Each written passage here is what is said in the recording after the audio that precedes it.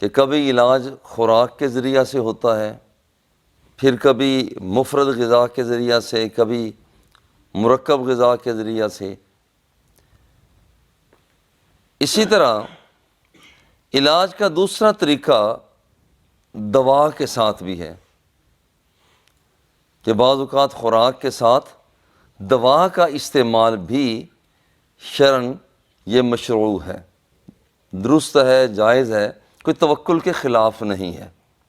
خود حضور علیہ الصلاۃ والتسلیم نے دوا کا استعمال فرمایا ہے۔ البتہ بنیادی بات اس میں جو پیش نظر رہے وہ حضور علیہ الصلاۃ والتسلیم نے ارشاد فرمایا لا تداووا بحرام، کسی حرام چیز کے ساتھ اپنا علاج نہ کرو۔ ہو سکتا ہے کہ کسی حرام چیز میں ایک مرتبہ شفا کا احساس ہو بھی رہا ہو، تو ہو سکتا ہے کہ یہ کسی اور بیماری کا پیش خیمہ ثابت ہو، وہ چیز جو حرام ہے۔ ایک آدمی سے کہا جاتا ہے کہ تمہارا علاج جو ہے یہاں پر یہ حرام چیز کے اندر ہے، تلاش کیا جائے کہ کیا اس کے علاوہ کسی اور کے ساتھ بھی علاج ہو سکتا ہے۔ اگر ہو سکتا ہو تو اس جائز چیز کو استعمال کیا جانا چاہیے۔ اگر کوئی اور آپشن نہیں ہے تو پھر تو یہ آدمی اگر کسی ناجائز چیز کا استعمال کرتا ہے تو شرعی طور پر اس کے لیے جائز ہو جاتی ہے۔ جیسے ایک آدمی مخمصہ کی حالت میں بھوک سے نڈھال ہے، سوائے حرام مال کے کچھ پڑا ہی نہیں ہے، خنزیر کا گوشت پڑا ہوا ہے، پیاس لگی ہے، شراب کا مٹکا پڑا ہوا ہے، پانی کہیں دستیاب نہیں ہوتا، تو یہ بندہ شراب بھی پی سکتا ہے مناسب سے کہ اس کا وہاں پر پیاس مر جائے، اسی طرح سے حرام گوشت بھی کھا سکتا ہے، لیکن یہ اس وقت ہے جب کوئی دستیابی نہیں ہو رہی۔ حضور علیہ الصلوۃ والتسلیم نے فرمایا لا تداووا بحرام، حرام چیز کے ساتھ تم اپنا دوا نہ کرو۔ سکون کی تلاش شراب کے اندر، ہیروئن کے اندر، کوکین کے اندر، نشہ آور مشروبات کے اندر نہیں، بلکہ اصل تسکین الا بذکر اللہ تطمئن القلوب، اصل ذکر الہی کے ساتھ دل مطمئن ہو جاتے ہیں۔ یہ اصل میں نسخے کو استعمال کیا جائے، یکسوئی کو اختیار کرنے کا بہترین طریقہ اللہ جل جلالہ کی یاد ہے۔ اسی طرح سے دواؤں میں سے حضور علیہ الصلوۃ والتسلیم نے ایک دوا کا ذکر فرمایا، حضرت ابو ہریرہ اس کے راوی ہیں۔ حضور علیہ الصلوۃ والتسلیم نے ارشاد فرمایا ان فی الحبۃ السوداء شفاء من کل داء الا السام، موت کے علاوہ ایک ایسی دوا سرکار نے عطا فرمائی، موت کے علاوہ جس چیز کے اندر ہر چیز کی شفا پائی جا رہی ہے، ہر بیماری کا علاج ہے، اور وہ کیا فرمایا الحبۃ السوداء، سیاہ رنگ کا دانہ جسے ہم کلونجی کہتے ہیں۔ کلونجی کا استعمال سمجھدار لوگوں کے چاہت کے مطابق، ان کے ہدایات کے مطابق استعمال کیا جائے، وہاں پر پیٹ کے لیے، پیٹ کے کیڑوں کے لیے، معدے کی درستی کے لیے، شوگر کے کنٹرول کرنے کے لیے، بلڈ پریشر کو متوازن کرنے کے لیے، یہ بہت سی ایسی چیزیں ہیں۔ صرف ایک اور ایک، یہاں کلونجی کے اندر اس کا کلونجی کا تیل بھی مل جاتا ہے، کلونجی کے دانے بھی مل جاتے ہیں، ان کا استعمال بھی سادہ سا ہے کہ پانی کے ساتھ 1 چمچ کلونجی کا استعمال کر لیا جائے۔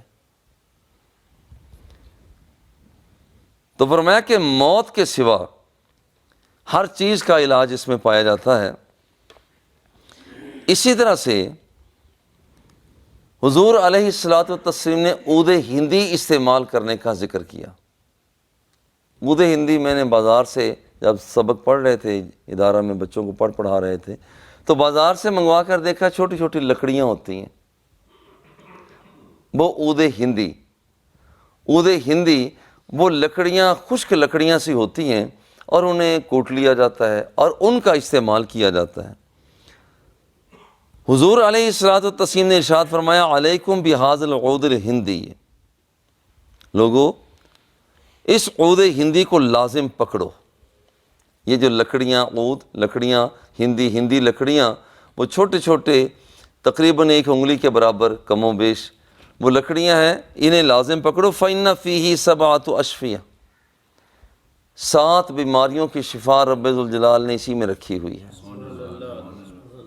اس کا استعمال ہے۔ يُسْتَعَاذُ بِهِ مِنَ الْعُذْرَةِ وَيُلَدُّ بِهِ مِنْ ذَاتِ الْجَنْبِ، اسی طرح سے گلے کی بیماریوں میں اس کا چڑھایا جاتا ہے، ناک کے ذریعہ سے، پینے کے ذریعہ سے، اس کو اچھی طرح سے کٹائی کر کے استعمال کیا جاتا ہے۔ اب اس کا استعمال اسی طرح سے جس وقت کوئی شخص وہ بیماری میں، ذات الجم کی بیماری میں، پہلو کی بیماری میں مبتلا ہوتا ہے تو اس کے درد کی جگہ پر اس کو لیپ کر دیا جاتا ہے۔ غرض یہ کہ یہ سادہ سادہ چیزیں ہیں، مختصر چیزیں ہیں، اور پھر شفا ان کے اندر، پھر ان کے دیکھیں نسخہ اگر یہ پتہ چل جائے کہ یہ نسخہ کسی بہت بڑے حکیم کا نسخہ ہے تو بندے کے احساسات کی وجہ سے اس نسخے کی افادیت میں اور بھی اضافہ ہو جاتا ہے۔ بھئی یہ فلاں جیسے حکیم اجمل کا نسخہ ہے، بھئی یہ چھوٹا موٹا نسخہ تو نہیں، حکیم اجمل کا نسخہ ہے، یہ حکیم سعید صاحب کا نسخہ ہے، یہ چھوٹا نسخہ نہیں ہے۔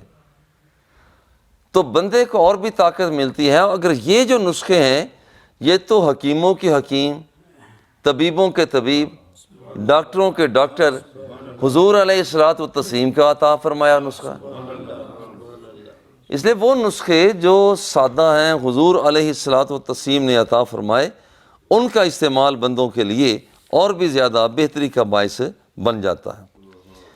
اسی طرح سے علاج بالدوا کے حوالہ سے فرمایا، حضور علیہ الصلوۃ والتسلیم نے فرمایا علیکم بالعصمت فإنہ یجل البصر وینبت الشعر، عصمت سرما ہے، پتھر ہے، اس کی رگڑائی کر کے حضور علیہ الصلوۃ والتسلیم نے ارشاد فرمایا کہ یہ سرما بنا کر آنکھوں میں لگایا کرو، کیوں؟ اس لیے یہ بینائی کو، نظر کو تیز کرتا ہے۔ اور اسی طرح سے فرمایا کہ یہاں پر یہ بالوں کی خوراک بن جاتا ہے، جیسے پلکوں کو گھنا کرنا، پلکیں اس کے ساتھ گھنی ہو جاتی ہیں، بالوں کی خوراک بن جاتا ہے۔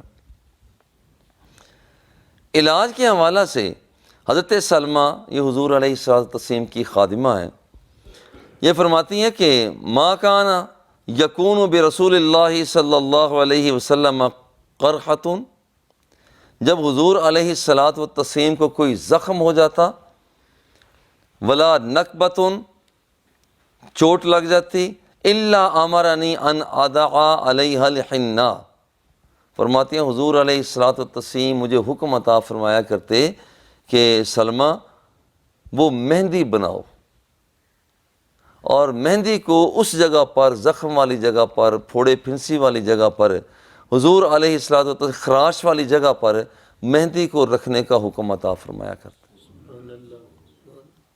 یہ بھی ایک سادہ سا علاج ہے۔ اسی طرح سے علاج کے حوالہ سے حضرت سہل بن سعد ساعدی رضی اللہ تعالی عنہ احد کے موقع پر حضور علیہ الصلوۃ والتسلیم کے زخمی ہونے کا تذکرہ فرماتے ہیں، کہتے ہیں وہ دشمنان اسلام نے اس طرح سے سنگ باری کی ہے، اس طرح سے حملہ کیا، کسرت رباعیتہ، حضور علیہ الصلوۃ والتسلیم کے اوپر والے دانت وہ ان کا کچھ حصہ، سارے نہیں، ان کا کچھ حصہ گر گیا۔ روایات میں آتا ہے کہ جس وقت ہم دیکھتے ہیں کہ دانت گر جاتا ہے تو صورت بدل جاتی ہے، تناسب ختم ہو جاتا ہے، مگر عجیب بات یہ ہے جب حضور علیہ الصلوۃ والتسلیم کے دانت مبارک کا کچھ حصہ گرا ہے تو حضور علیہ الصلوۃ والتسلیم کے حسن میں اور بھی اضافہ ہو گیا۔ اسی طرح سے وہاں پر خود جو آپ کے سر مبارک پر تھا اس کی وجہ سے زخم ہو گیا۔ حضرت فاطمہ الزہرا رضی اللہ تعالی عنہا یہ خون کو صاف کر رہی تھی، حضور علیہ الصلوۃ والتسلیم کے جسم پاک سے خون کو صاف کر رہی تھی۔ حضرت علی رضی اللہ تعالی عنہ ڈھال کے ذریعہ اس میں پانی لیا ہوا ہے اور پانی اوپر بہا رہے ہیں، مگر آپ دیکھتے ہیں کہ جس وقت پانی بہانے سے وہ زخم سے خون اور بہتا ہے تو ایک اور سادہ سی تکنیک استعمال کی کہ ایک بوری کا ٹکڑا لیا، حضرت خاتون جنت فاطمہ الزہرا رضی اللہ تعالی عنہا انہوں نے اسے جلایا۔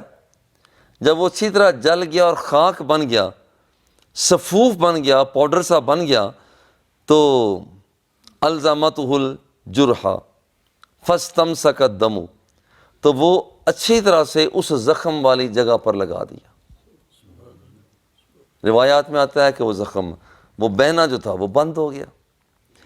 اب ان ساری چیزوں میں آپ ذرا ایک غور کریں، وہ یہ ہے کہ حضور علیہ الصلوۃ والتسلیم نے اپنا علاج خود بھی کیا ہے۔ یہ بنیادی بات جو ہے، بعض لوگ اپنا علاج معالجہ نہیں کرتے اور وہ سمجھتے ہیں شاید توکل یہی ہے۔ نہیں، یہ توکل کے خلاف بات ہے۔ توکل اصل میں یہ ہے کہ ہتھیار تیز رکھا جائے، نتیجہ اللہ پر چھوڑا جائے، دوائی کا استعمال کیا جائے، نتیجہ اللہ پر چھوڑا جائے۔ توکل اصل میں یہ ہے کوشش کی جائے، نتیجہ اللہ پر چھوڑا جائے۔ جب ہم گھر سے فجر کی نماز کے لیے چلے ہیں تو یہ تو پتہ نہیں ہوتا کہ پہنچنا ہے مسجد میں یا نہیں پہنچنا، مگر توکل یہ ہے کہ بندہ گھر سے چلے تو صحیح، اگر چلا ہی نہیں ہے، بھائی میں تو متوکلی بندہ ہوں، ہونا ہوا تو مسجد میں پہنچ جاؤں گا، یہ اسلامی تعلیمات کے خلاف ہے۔ خود حضور علیہ الصلوۃ والتسلیم نے سال بھر کا اناج اپنے گھر، اپنے اہل خانہ کو اپنی اپنی جگہ پر دیا، اور سال بھر کا اناج تھا، اور یہ توکل کے خلاف نہیں ہے، اس لیے کہ یہاں پر یہ انسانی چال ہے، انسان کا انداز ہے کہ وہ آنے والے وقت کی وہ جیسے پیش بندی کی جاتی ہے۔ خود حضور علیہ الصلوۃ والتسلیم وہ لاہ عمل دیا کرتے تھے کہ کل جنگ ہوگی، یہ کرنا ہے، وہ کرنا ہے، وہ کرنا ہے۔ اسی طرح سے بیماری کی حالت میں بذات خود حضور علیہ الصلوۃ والتسلیم علاج معالجہ کیا بھی کرتے اور کروایا بھی کرتے تھے۔ اور لطیف بات ایک اور بھی ہے، حضور علیہ الصلوۃ والتسلیم ایک مرتبہ بیمار ہو گئے تو گھر کے افراد نے ایک دوائی تجویز کی، دوائی کڑوی تھی، وہ حضور علیہ الصلوۃ والتسلیم کو دینا چاہیے، تو آپ نے ذرا یہ احساس دلایا کہ میں دوائی نہیں لینا چاہتا، دوائی کڑوی تھی، مگر گھر کے افراد نے پیار کے ساتھ وہ دوائی دے ہی دی، اور یہ سمجھتے ہوئے کہ یہ تو مریض ایسے کیا ہی کرتا ہے، کڑوی دوائی سے الگ تھلگ ہونے کی کوشش کیا کرتا ہے۔ خیر، حضور علیہ الصلوۃ والتسلیم اللہ کے فضل و کرم سے صحت مند ہو گئے۔ جب صحت مند ہوئے تو آپ نے فرمایا بھئی مجھے بہت اچھا ہوا، میں دوائی مجھے کس نے دی تھی؟ اب ہر ایک کلیم کر رہا تھا دوائی میں بھی شامل تھا، میں بھی شامل تھا، میں بھی شامل تھا، حضور میں بھی شامل تھا۔ فرمایا سارے لیٹ جاؤ، ان سب کو لٹا دیا۔ وہ کڑوی دوائی میرے آقا نے تیار فرمائی، فرمایا جیسے تم لوگوں نے مجھے دوائی دی تھی ایسے میں بھی تمہیں دیتا ہوں۔ یہ پیار کا سودا ہے، یہ محبتیں کہاں ملتی ہیں؟ یہ میرے آقا کا پیار ہے کہ آپ نے وہ صحابہ اکرام کو کس انداز میں نوازا ہے، کس محبت کے ساتھ نوازا ہے۔ اللہ جل جلالہ ہم سب کو صحت و عافیت کی زندگی عطا فرمائے، حضور علیہ الصلوۃ والتسلیم کے حکموں کی تعمیل کی توفیق عطا فرمائے۔ وصلی اللہ تعالی علی حبیبہ و آلہ و اصحابہ اجمعین۔ الصلاۃ والسلام